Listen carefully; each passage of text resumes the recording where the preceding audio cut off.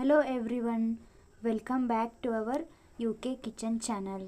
ಇವತ್ತಿನ ದಿನ ನಾನೊಂದು ಹೊಸ ರೆಸಿಪಿ ನಿಮ್ಮ ಮುಂದೆ ಮಾಡಿ ತೋರ್ಸಾತೀನಿ. ಅದೇನಂದ್ರೆ ಕೊಕೊನಟ್ ಬರ್ಫಿ ಅಥವಾ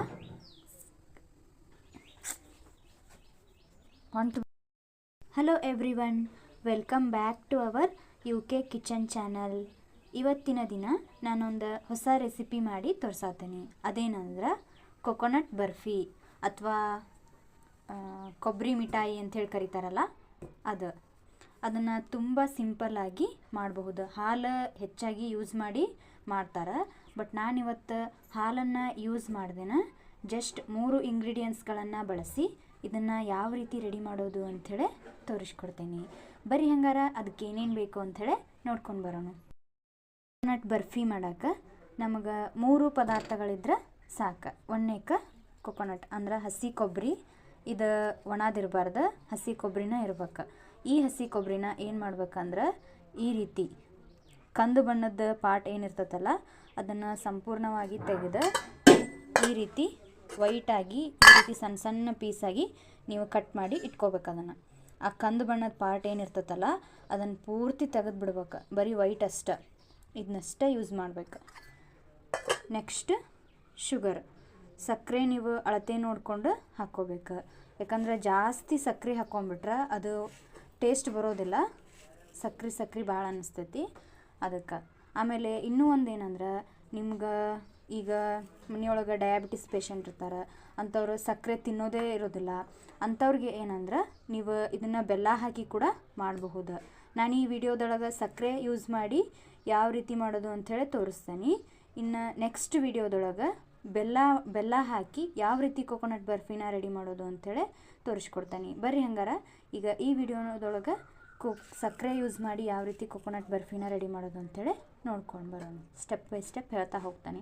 ನಾನಿಲ್ಲಿ ಇನ್ನೊಂದು ಇಂಗ್ರೀಡಿಯೆಂಟ್ಸ್ ಬಿಟ್ಟೆ, ಏನಂದ್ರೆ ಏಲಕ್ಕಿ ಮತ್ತು ಲವಂಗದ ಪುಡಿ.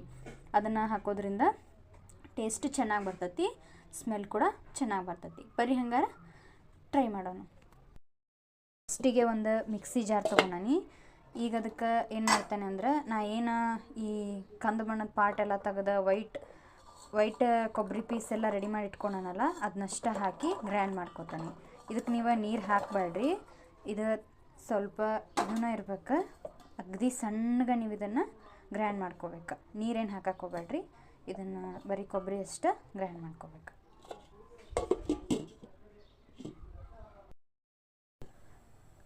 ಕೊಬ್ಬರಿನ ರುಬ್ಕೊಂಡ್ಮೇಲೆ ಈ ರೀತಿ ಆಗೈತಿ. ಈ ರೀತಿ ಇದನ್ನು ಸಣ್ಣಗೆ ಗ್ರೈಂಡ್ ಮಾಡ್ಕೋಬೇಕು. ಇದು ರೆಡಿ ಆಯ್ತು. ಈಗ ಇದನ್ನು ಸಪ್ರೇಟ್ ಒಂದು ಪಾತ್ರೆಗೆ ತೆಗೆದಿಟ್ಕೋಬೇಕು. ತೆಗೆದಿಟ್ಕೊಂಡು ನೆಕ್ಸ್ಟ್ ಈಗ ಇದಕ್ಕೆ ನಾವು ಪಾಕ ರೆಡಿ ಮಾಡ್ಕೋಬೇಕು. ಮೇಲೆ ನಾನೊಂದು ಪಾತ್ರೆ ಇಟ್ಕೊಂಡೀನಿ. ಈಗ ಅದಕ್ಕೆ ಫಸ್ಟಿಗೆ ನಾವು ಅಳತೆ ಮಾಡಿ ಹಾಕ್ಕೋಬೇಕು. ಕರೆಕ್ಟ್ ನಾನು ತೊಗೊಂಡಿರೋ ಮೆಜರ್ಮೆಂಟ್ ಪ್ರಕಾರ ನಾವು ಎಷ್ಟು ರೆಡಿ ಮಾಡ್ಕೋತಿರ್ತೇವೋ ಅದನ್ನು ನೋಡಿಕೊಂಡು ನಾವು ನೀರು ಹಾಕ್ಕೋಬೇಕು. ಅದಕ್ಕೆ ನಾನಿಲ್ಲಿ 2 ಲೋಟ ನೀರು ಹಾಕ್ಕೊಳತ್ತೇನೆ. ಯಾಕಂದ್ರೆ ಜಾಸ್ತಿ ಅದು ಮೆತ್ತಗೆ ಆಗಿಬಿಟ್ರೆ ಅದು ಬರ್ಫಿ ಮಾಡೋಕೆ ಕರೆಕ್ಟಾಗಿ ಬರೋದಿಲ್ಲ. ಆದ್ದರಿಂದ ನೀವು ನೀರನ್ನು ನೋಡಿಕೊಂಡು ಆದಷ್ಟು ಕಡಿಮೆ ಹಾಕೋರಿ, ಜಾಸ್ತಿ ಅನಿಸಿದ್ರೆ ತೆಗೆದುಬಿಡ್ರಿ. ಆಮೇಲೆ ನಾನಿಲ್ಲಿ 1 ಬೌಲ್ ಸಕ್ಕರೆ ತೊಗೊಂಡೀನಿ. ಈ ರೀತಿ ನಾನು ಇದನ್ನು ಪಾಕ ಮಾಡೋಕ್ಕೆ ಹಾಕಿದೆ. ಈ ರೀತಿ ನೀವು ಇದನ್ನು ನೀಟಾಗಿ ಕರಗಿಸ್ಬೇಕು. ಇದು ಎಳೆಯಾಗಿ ಪಾಕ ಬಿಟ್ಕೋಬೇಕು. ಅಲ್ಲಿ ಮಟನೂ ನೀವು ಇದನ್ನು ಈ ರೀತಿ ತಿರುಗಿಸ್ಕೊತಾನೆ ಇರಬೇಕು. ಯಾಕಂದರೆ ಇದು ಸಕ್ಕರೆ ಅಲ್ಲ, ಇದು ತಳ ಹತ್ಕೊಂಡ್ಬಿಡ್ತೈತಿ, ಅದಕ್ಕೆ ಈ ರೀತಿ ತಿರುಗಿಸ್ಕೊತಾನೆ ಇರಬೇಕು. ನೆಕ್ಸ್ಟ್ ನಾನಿಲ್ಲಿ ಇದಕ್ಕೆ ಏಲಕ್ಕಿ ಮತ್ತು ಲವಂಗದ ಪುಡಿ ಹಾಕತ್ತೇನೆ. ಇದಕ್ಕೆ ಹಾಲು ಯೂಸ್ ಮಾಡಿ ಮಾಡ್ತಾರೆ, ಬಟ್ ಏನಂದ್ರೆ ನೀವು ಜಾಸ್ತಿ ದಿನ ಸ್ಟೋರ್ ಮಾಡಿ ಇಟ್ಕೊಂಡು ತಿನ್ನೋರು ಆಗಿದ್ರೆ ಹಾಲು ಹಾಕಿ ಮಾಡೋಕ್ಕೆ ಹೋಗಬೇಡ್ರಿ. ಯಾಕಂದ್ರೆ ಅದು ಕೆಟ್ಟು ಬಿಡ್ತೈತಿ. ಆದ್ದರಿಂದ ನೀವು ಜಸ್ಟ್ ಒಂದು 2 ಡೇಸ್ ಅಥವಾ 3 ಡೇಸ್ವರೆಗೂ ಅಷ್ಟೇ ತಿನ್ನೋರಾಗಿದ್ರೆ ಹಾಲು ಯೂಸ್ ಮಾಡಿ ಕೊಬ್ಬರಿ ಮಿಠಾಯಿನ ಮಾಡ್ಕೊರಿ. ಇಲ್ಲಾಂದ್ರೆ ಈ ರೀತಿ ನೀವು ಬರೀ ನೀರು ಯೂಸ್ ಮಾಡಿ ಮಾಡ್ಕೋಬಹುದು. ಇದು ಕೂಡ ಅದೇ ಸೇಮ್ ಟೇಸ್ಟ್ ಇರ್ತೈತಿ. ಆಮೇಲೆ ನಿಮ್ಗೆ ಹಾಲು ಬೇಡ ಅಂತಂದ್ರೆ ನೀವು ಹಾಲಿನ ಪುಡಿ ಏನಿರ್ತೈತಲ್ಲ ಅದನ್ನು ಕೂಡ ಯೂಸ್ ಮಾಡಿ ಮಾಡಬಹುದು. ಈ ರೀತಿ ನೋಡಿರಿ, ಈಗ ಇದು ಎಲ್ಲ ಸಕ್ಕರೆ ಕರಗಾಕತ್ತೈತಿ. ಕರಗಿದ ಗುಡ್ಲೇನ ನೀವು ಇದಕ್ಕೆ ಅದು ಕೊಬ್ಬರಿ ಪುಡಿ ಎಲ್ಲ ಹಾಕಿ ತಿರುಗಿ ಬಿಡಬಾರ್ದು. ಇದು ಪೂರ್ತಿ ಪಾಕ ಬಿಟ್ಕೋಬೇಕು ಎಳೆ ಎಳೆಯಾಗಿ. ನೀವು ಈಗ ಯಾವ ರೀತಿ ಉಂಡೆ ಅದು ಕಟ್ತಿರ್ತೀರಲ್ಲ ಅವಾಗ ಬರ್ತೈತಲ್ಲ ಆ ರೀತಿ ಇದೆಲ್ಲ ಪಾಕ ಬಿಟ್ಕೋಬೇಕು. ಈಗ ಇದು ಪಾಕ ಬಿಟ್ಕೊಂಡತಿ ಎಳೆ ಎಳೆಯಾಗಿ. ನಿಮ್ಗೆ ಅಷ್ಟು ಇದು ಗೊತ್ತಾಗಲಿಲ್ಲ ಅಂದ್ರೆ ನೀವು ಒಂದು ಪ್ಲೇಟ್ ಒಳಗೆ ತಣ್ಣೀರು ಹಾಕ್ಕೊಂಡು ಅದರೊಳಗೆ ಈ ರೀತಿ ಒಂದು ಚೂರು ತೊಗೊಂಡು ಅದನ್ನು ಹಾಕಿ ನೋಡಿರಿ. ಅದೊಂಥರ ಕಾಜು ರೀತಿ ಗಟ್ಟಿಯಾಗಿ ಬರ್ತೈತಿ ಅಂದ್ರೆ ನಿಮಗೆ ಗೊತ್ತಾಕತಿ. ಹಂಗೆ ಬಂದತ್ತಂದ್ರೆ ಅದು ಪಾಕ ರೆಡಿ ಆಗೈತೆ ಅಂಥೇಳಿ ಅರ್ಥ. ಈಗ ಪಾಕ ರೆಡಿ ಆಗೈತಿ. ಇದಕ್ಕೆ ನಾನು ತುರಿದಿಟ್ಕೊಂಡಿರುವಂತಹ ಈ ಕೊಬ್ಬರಿನ ಹಾಕಿ ಎಲ್ಲ ಮಿಕ್ಸ್ ಮಾಡಿ ಈಗ ಇದನ್ನು ರೆಡಿ ಮಾಡ್ತಾನೆ. ನೀವು ಈ ರೀತಿ ಚೂರು ಚೂರ ಹಾಕಿ ಅದನ್ನು ರೆಡಿ ಮಾಡ್ಕೋಬೇಕು. ನಿಮಗೆ ಈ ಗ್ಯಾಸ್ ಮೇಲಿಟ್ಟು ನಿಮ್ಗೆ ಕಂಫರ್ಟಬಲ್ ಅನ್ನಿಸ್ಲಿಲ್ಲ ಅಂದ್ರೆ ನೀವು ಪಾಕನ ಕೆಳಗಿಳಿಸ್ಕೊಂಡು ಎಲ್ಲ ಹಾಕಿ ಮಿಕ್ಸ್ ಮಾಡಿ ಆಮೇಲೆ ಬೇಕಿದ್ರೆ ನೀವು ಗ್ಯಾಸ್ ಮೇಲೆ ಇಟ್ಕೊಂಡು ಫ್ರೈ ಮಾಡ್ಕೋಬಹುದು, ನಡಿತೈತಿ.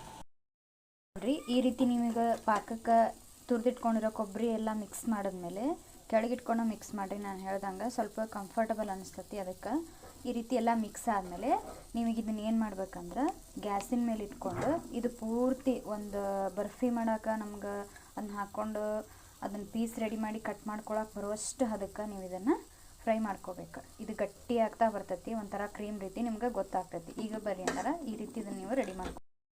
ಈ ರೀತಿ ಇದೆಲ್ಲ ಈ ರೀತಿ ನಾನು ಕುದಿಸ್ಕೊಂಡ್ಮೇಲೆ ಇದು ಈ ರೀತಿ ಬಂದೈತಿ. ಈಗ ಇದನ್ನು ಏನು ಮಾಡ್ಬೇಕಂದ್ರೆ ಒಂದು ಪ್ಲೇಟ್ ಆಗಲಿ ಅಥವಾ ನೀವೇನು ಚಪಾತಿ ಲಟ್ಸು ಮನೆ ಇರ್ತೈತಲ್ಲ ಅದಕ್ಕೆ ಈ ರೀತಿ ಒಂದಿಟ್ಟು ತುಪ್ಪಾರ ಆಗಲಿ ಇಲ್ಲ ಅಂದ್ರೆ ಎಣ್ಣೀರಾಗಲಿ ಈ ರೀತಿ ಸವರ್ಕೊಂಡು ನೀವೀಗ ಅದಕ್ಕೆ ಅದನ್ನು ಹಾಕಿ ಚೆನ್ನಾಗಿ ಬಡ್ಕೋಬೇಕು. ಬಿಸಿ ಇದ್ದಾಗನ ಹಾಕೋಬೇಕು, ಯಾಕಂದ್ರೆ ಬಿಸಿ ಇದ್ದಾಗಾದ್ರೆ ಅದು ಅಂಟ್ಕೋತತಿ. ಅದಕ್ಕೆ ಈಗ ಇದನ್ನು ನಾನು ಇದಕ್ಕೆ ಎಲ್ಲ ಹಾಕಿ ಸರ್ವ್ ಮಾಡ್ತೇನೆ. ನಾನೀಗ ಇದನ್ನು ಇದ್ರ ಮೇಲೆ ಹಾಕ್ಕೊಂಡೆ. ಈಗ ಇದು ಬಿಸಿ ಇರುವಾಗಲೇ ಈ ರೀತಿ ನೀವು ಇದನ್ನು ಈ ರೀತಿ ಪ್ರೆಸ್ ಮಾಡ್ಕೊತ ಬಡಿಬೇಕು. ಬಿಸಿ ಇರ್ತೈತಿ ನೋಡಿಕೊಂಡು ಇದನ್ನು ಮಾಡಬೇಕು. ಈ ರೀತಿ ಬಿಸಿ ಇರುವಾಗಲೇ ನೀವು ಈ ರೀತಿ ಇದನ್ನು ಮಾಡ್ಕೊಂಡ್ರೆ ಅದು ಗಟ್ಟಿಯಾಗಿ ಕುಂದಿರ್ತೈತಿ. ಆಮೇಲೆ ನೀವು ಈಸಿಯಾಗಿ ಪೀಸಸನ್ನು ಕಟ್ ಮಾಡ್ಕೋಬೋದು. ಇದ್ರ ಮೇಲೆ ಹಾಕಿ ಬಡಿದ್ಮೇಲೆ ಈಗ ಒಂದು ಚಾಕುಕ್ಕೆ ಎಣ್ಣೆ ಅಥವಾ ತುಪ್ಪ ಸವರ್ಕೊಂಡು ಈ ರೀತಿ ನಿಮಗೆ ಯಾವ ಸೈಜ್ ಬೇಕೋ ಆ ಸೈಜ್ ನೀವು ಕಟ್ ಮಾಡ್ಕೋಬೇಕು.